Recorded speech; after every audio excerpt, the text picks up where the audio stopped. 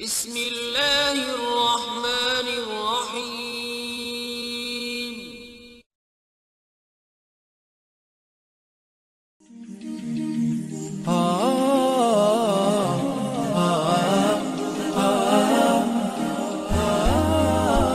Bismillahirrohmanirrohim. Assalamualaikum warahmatullahi wabarakatuh. Solawat dan salam selalu dan tetap tercurahkan kepada junjungan kita Nabi besar Muhammad Sallallahu Alaihi Wasallam.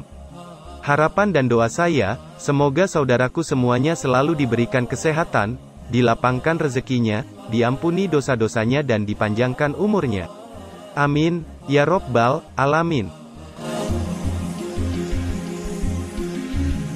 Sahabat Nabi dari suku Quraisy adalah Yolha bin Ubaidillah.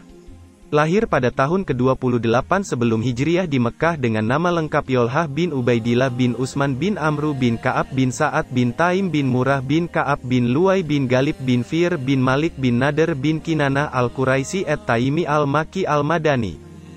Nama ibunya adalah Sabah binti al-Hadrami. Berdasarkan silsilah keluarga Yolha bin Ubaidillah, nasabnya bertemu dengan Rasulullah Shallallahu Alaihi Wasallam pada Murrah. Artinya keduanya memiliki leluhur yang sama. Yolha juga merupakan salah satu dari 8 orang pertama yang memeluk Islam. Dia masuk Islam melalui putra pamannya yaitu Abu Bakar As-Siddiq. Semasa hidupnya, Rasulullah Shallallahu Alaihi Wasallam memberikan banyak gelar padanya karena keistimewaan yang dimiliki Yolha, yaitu Yolha al-Khair atau Yolha yang baik, Yolha al-Fayyad atau Yolha yang murah hati, dan Yolha al-Jud atau Yolha yang dermawan. Di masa mudanya, Yolha sukses menjadi pengusaha sukses dan kaya raya. Namun, hal itu tidak membuatnya sombong, justru ia merasa sedih dan pusing dengan harta yang dimilikinya. Saat itu Yolha menerima harta dari Hadramaut, sebuah lembah di Yaman, senilai 700.000 dirham. Kemudian istrinya, Suda binti Auf, menyarankan untuk membagikan harta tersebut pada fakir miskin. Ia pun membagikan hartanya hingga tak bersisa sedikit pun. Bahkan Yolha pun membiayai pernikahan anak-anak muda di keluarganya dan mencukupi kebutuhan keluarga yang tidak mampu. Tidak heran Rasulullah memberinya gelar Yolha al-Fayyad tersebut.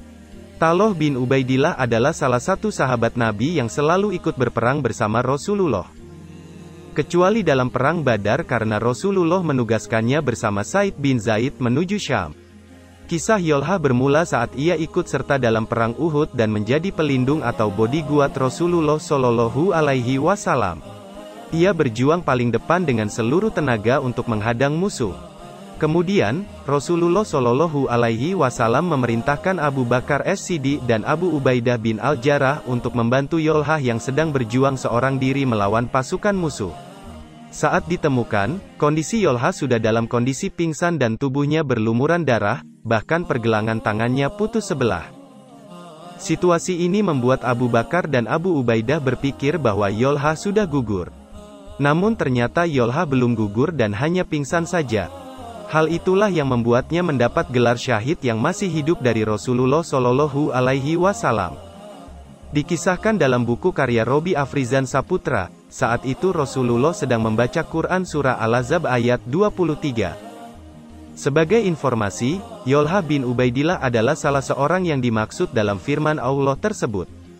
Di antara orang-orang mukmin itu ada orang-orang yang menepati apa yang telah mereka janjikan kepada Allah. Maka di antara mereka ada yang gugur. Dan di antara mereka ada pula yang menunggu-nunggu dan mereka sedikit pun tidak mengubah janjinya. Kemudian, Rasulullah Shallallahu Alaihi Wasallam menatap para sahabat dan menunjuk Yolha bin Ubaidillah dan berkata, "Barang siapa yang ingin melihat seorang laki-laki yang masih berjalan di muka bumi padahal ia telah memberikan nyawanya, maka ia hendaklah melihat Yolha." Mendengar hal itu, Yolha merasa sangat bahagia karena itu artinya meski masih hidup, dia sudah dijanjikan menjadi penghuni surga. Pengorbanan luar biasa dari Yolha bin Ubaidillah dalam membela Rasul dan agama Allah membuatnya mendapat tiket emas untuk masuk surga sejak ia masih hidup. Lalu, apakah sahabat sudah menyiapkan tiketmu sendiri untuk ke surga nanti? Demikian kisah yang saya sampaikan, semoga bermanfaat untuk kita semua. Amin, ya Rabbal Alamin.